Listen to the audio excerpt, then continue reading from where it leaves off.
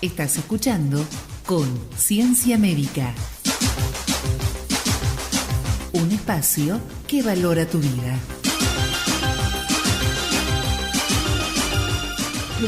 Casi un tercio de la población tiene obesidad o sobrepeso. Esto fue por un estudio que se hizo en más de 180 países y se ve que los índices internacionales crecen cada 30 años, o sea que cada vez hay más sobrepeso y más obesidad. Este es un estudio que se hizo en una universidad de Estados Unidos. Es un instituto para la métrica y evaluación sanitaria que se llama IHME y es de la Universidad de Washington. Y descubrieron que hay 2.100 millones de personas con sobrepeso o son obesos. O sea, recordemos cómo medimos sobrepeso y obesidad. Pongamos un poquito para recordar a la audiencia, si bien lo hemos comentado. Hay un índice, se llama índice de masa corporal, IMC, que es peso sobre talla por altura al cuadrado. Y de eso sale un índice, un numerito que va entre 18.5 y 25, estaría dentro del rango de peso normal. De 25 a 30, a 29 sería sobrepeso. Y de 30 para arriba ya entramos en grados de obesidad, grado 1, 2 y 3 de acuerdo. Pero podés hacer trampa. Porque yo me pongo la altura, le pongo que soy más alta y le elevo al cuadrado. Bueno. Está bien, hay que poner el valor. Con trampa, claro, está bárbaro. Agarras una balanza que mida mal y listo también. Claro. Bueno, así se mide. Ahora, es un dato hoy muy relativo. Yo puedo tener un físico-culturista, un boxeador, un atleta, en la cual tiene un índice de masa corporal mejor de 30, 31, y no voy a decir que es obeso, porque en realidad esta tiene un índice de masa corporal a expensa de masa magra. Entonces, lo que estamos hablando, este índice se correlaciona con el porcentaje de masa grasa. Y obesidad es que se define como el exceso de peso a punto de partida de masa grasa. Entonces, el problema de esto que hoy estamos tratando es que estamos teniendo una enorme cantidad de la población mundial, casi diría que esto sería una pandemia. Pandemia significa cuando algo se da muy frecuentemente pero en distintos continentes. Bueno, y para seguir hablando un poco de este tema, estamos en comunicación con la licenciada en nutrición Cintia Soriano, que ya la conocen ustedes, trabaja en DIM Cardiovascular y trabaja en el Hospital Simplemente Evita de González Catán. Cintia, Norberto Blanco desde Conciencia Médica junto a Gabriel y Miguel. ¿Qué tal? Buenas tardes. Hola, ¿qué tal, Cintia? Buenas tardes. ¿Qué tal? Un gusto. Estábamos hablando de lo que había salido el estudio que hablaba que un tercio de la población tiene obesidad o sobrepeso. Sí. Y estábamos aclarando un poco, Miguel nos estaba aclarando un poco lo que se tomaba como índice de masa corporal, que basaba las personas que están con sobrepeso que están con un índice de obesidad. Ajá. ¿Esto es así? ¿En Argentina también tenemos este problema? Sí, en Argentina seguimos la misma tendencia. En las últimas encuestas nacionales, Argentina justamente tiene alrededor del 53% de población con sobrepeso. Sobrepeso y obesidad, o sea, en ese 50% están incluidos los dos grupos. Hay que aclarar justamente, no sé si Miguel ahí lo había aclarado, pero un paciente que tiene sobrepeso es aquel paciente que tiene un índice de masa corporal mayor a 25. Sí. Y un paciente que tiene obesidad es aquel que tiene un índice de masa corporal mayor a 30, donde ya el riesgo es mucho mayor. En ese 53% están incluidos los dos grupos, digamos, que fue creciendo a medida que pasaron las décadas hasta llegar a este porcentaje altísimo. Bien. Y esto se da porque seguimos malos hábitos de alimentación, ¿verdad? En realidad hay varios factores. Sí, la base es porque tenemos una mala conducta alimentaria. El tema es que esto también se origina por hoy por cómo vivimos.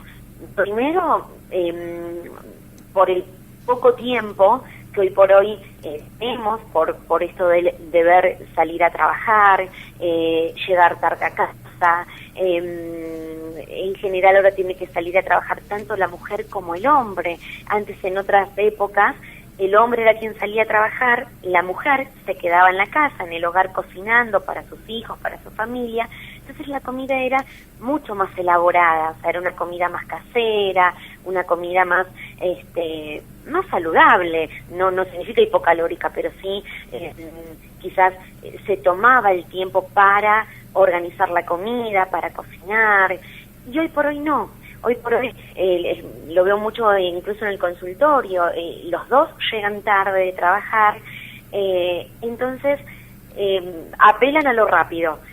Por un lado tenemos el delivery, entonces llegamos cansados, pedimos delivery, porque hasta eso también tenemos hoy por hoy, que antes no existía el delivery, y hoy tenemos la comodidad de levantar el teléfono y en 5 minutos o en media hora tener la comida en casa. Sí, que en general esa comida es a base de hidratos de carbono, sí, o está preparada, una preparación no casera. Exacto. A ver, salvo que llamemos a un restaurante y uno le diga, bueno, armame un pollo con ensalada mixta. Sí. Pero en general, si es una comida rápida, la mayoría tienen hidratos de carbono mezclado con grasa. Justamente uno de los datos que reflejaba esta encuesta es esto, que continuamente estamos comiendo más cantidad de carbohidrato. ¿Y por qué? Porque detrás de los alimentos fáciles, el nutriente fuente es el carbohidrato. Cintia, ¿qué tal? Buenas tardes, ¿cómo te va? Gabriela. ¿Qué tal? Buenas tardes. ¿Cómo estás? Bien. ¿El porcentaje de sobrepeso u obeso es similar en hombres y mujeres, o hay más hombres o hay más mujeres? Mirá, hay una tendencia más de la mujer.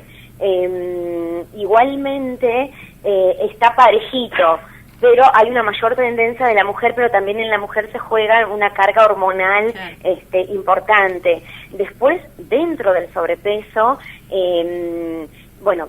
hay puntos que agrava ese sobrepeso, como por ejemplo si la obesidad es una obesidad central, una obesidad androide se llama, que es aquel paciente que tiene más panza, digamos. Entonces ese paciente que tiene un sobrepeso, una obesidad, pero la grasa localizada en el abdomen, tiene mayor riesgo cardiovascular que aquel paciente que quizás tiene su grasa depositada en las caderas. Claro. Eso también lo evaluamos a la hora de justamente, evaluar, valga la redundancia, el riesgo, ¿no? Claro. Hola, Cintia. Miguel San Giovanni. ¿Qué tal, Miguel? ¿Qué tal? A ver, generalmente cuando se habla de obesidad siempre se denomina 2 puntos, es decir, consumo muchas calorías y gasto poco porque no hago ejercicio, ¿no? Como sí, que ahí cierra un poco siempre la ecuación.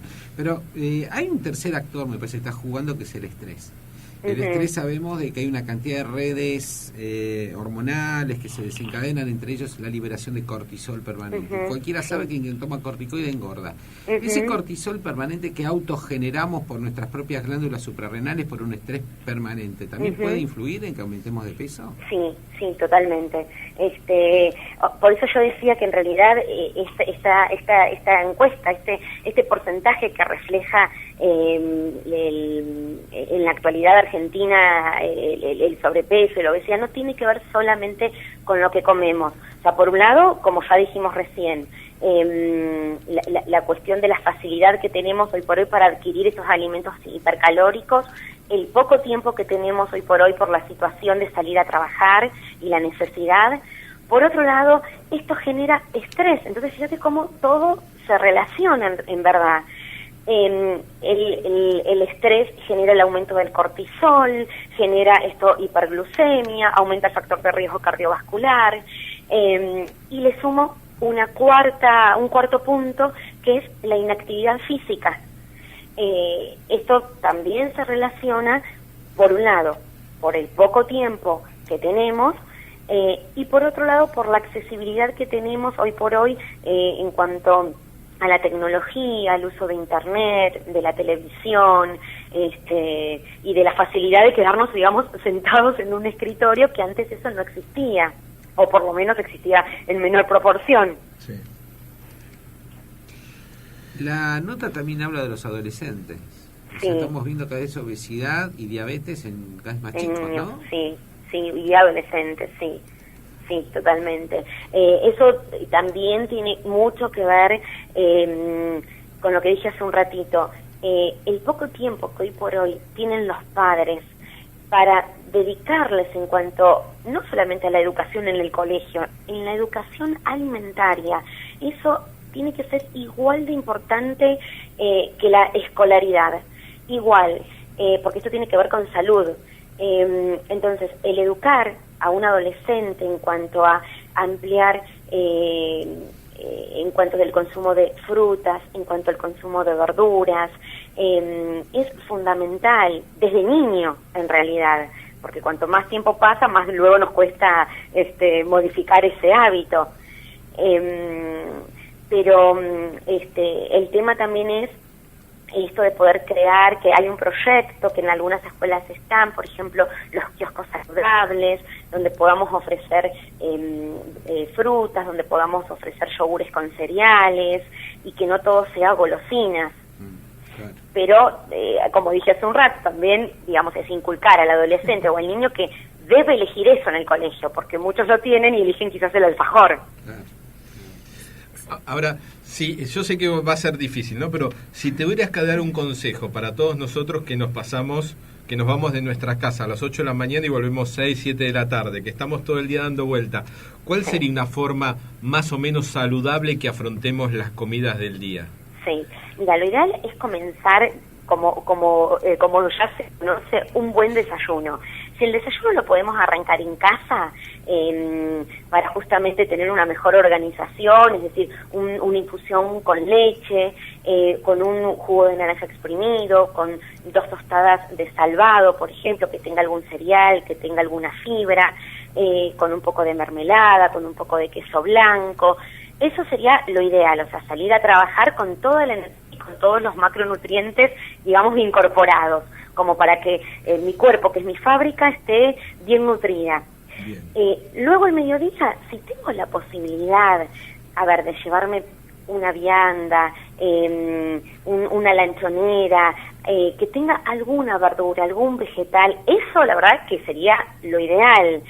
Lo importante es no saltearme el momento del almuerzo. Si no tengo esa posibilidad, quizás de elaborar la comida, de llevarme la vianda y demás, bueno, la segunda opción, quizás lo que podemos hacer es un yogur con cereales más una banana, no simplemente una manzana.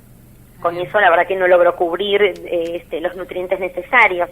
Y quizás es algo práctico, es algo que uno lo puede llevar, una fruta uno lo puede llevar, un yogur lo mismo. Luego la merienda, que puedo repetir lo mismo que hicimos en el desayuno, una infusión con leche, con alguna galletita baja en grasa, con alguna mermelada, y luego la cena. Ya la cena la mayoría de la gente está en casa, claro. Entonces ahí ya lo podemos organizar un poquito mejor. La idea es que en el plato, en la cena, no me falte ningún alimento, es decir, por un lado tengo que tener la porción de carne que me aporta proteínas, por otro lado una porción de verduras, cualquier verdura, cruda, cocida, puedo mezclar crudas con cocidas, una porción chiquita, pequeña, quizás de hidrato de carbono, un poquito de arroz, un poquito de papa, pero bueno, no tan frecuentemente como las verduras, y de postre puedo elegir alguna fruta, alguna gelatina con fruta, alguna compota, alguna fruta asada, algo que me siga aportando fibra también. Bien. Sí, a mí me había quedado alguna vez que nos habías dado con consejo de tener varios colores en el plato. Exacto. En realidad, desde lo visual hasta incluso eso que estábamos charlando de a los niños, a los adolescentes, jugamos muchos con armar el plato con colores. Claro. Entonces, cuanto más colores tengo en el plato, cuanto más combino, más me aseguro que en ese plato voy a tener nutrientes. Claro. Entonces quizás puedo mezclar una selga, que es de color verde, con una remolacha, que es de color violeta, y una porción de pollo o pescado que es de color blanco. Entonces ahí ya cubrí proteínas e hidratos de carbono y fibra. Bien. No sé si se entiende más o menos. Sí. Perfecto. Cintia, una preguntita. Sí. ¿Cuáles son los países que encabezan la lista de mayor población obesa y Argentina está incluido entre estos países? No, Argentina no están en los primeros puestos. Sí aumentamos mucho en comparación a otros años. Uno de los primeros de los países que están en los primeros puestos es Estados Unidos.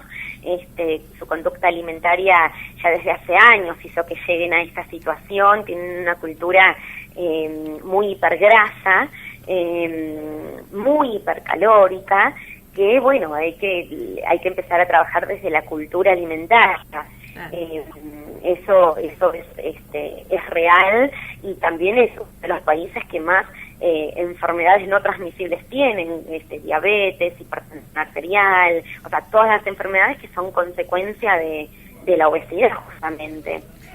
Sí, Pero esto, como yo dije, no es un trabajo fácil, es un trabajo que desde las políticas de salud todavía no alcanza como para que hoy por hoy se vean los cambios.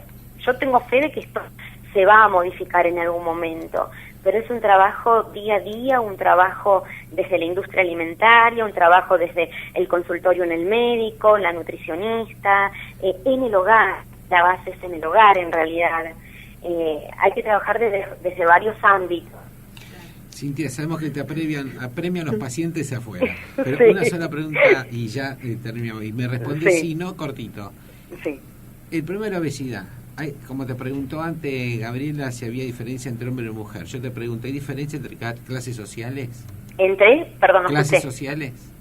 Hoy por hoy no hay diferencia. Yo antes te podría llegar a decir, sí, pero hoy por hoy el origen de la obesidad no se diferencia entre clase social alta y clase social baja. Sí es verdad que quizás por cómo llegó ese paciente obeso, puedo decir que en las poblaciones donde hay menores recursos económicos, quizás la fuente es más por carbohidrato. Quizás las calorías que llamamos vacías, como fideo, arroz, polenta, que son productos baratos y engordantes.